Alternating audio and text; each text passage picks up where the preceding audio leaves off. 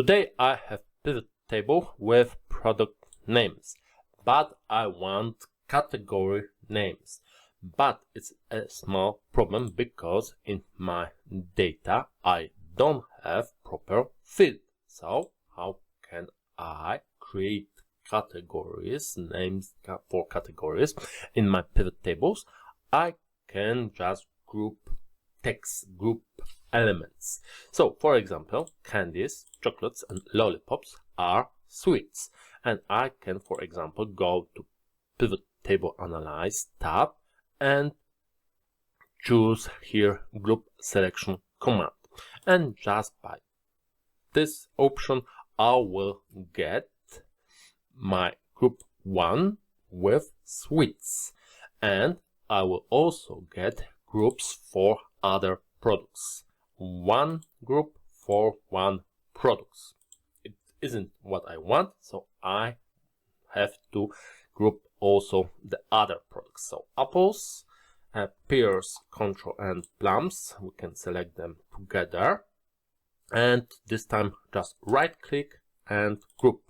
So we have our second group, and the selections have to change. So carrots and potatoes, and right click and group also this field, these elements. And now I can change the group names. So group 2 is fruits, group 1 is sweets, and group 3 is vegetables. And I can see I have now two fields, product field and product 2 field.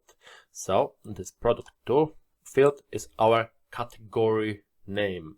So I can change this name for categories, and I can collapse groups for products if I don't want to show products, only sometimes when I want to expand them.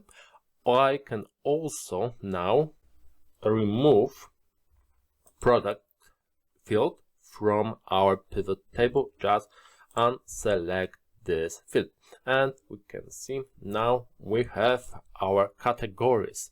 It's our field we have created.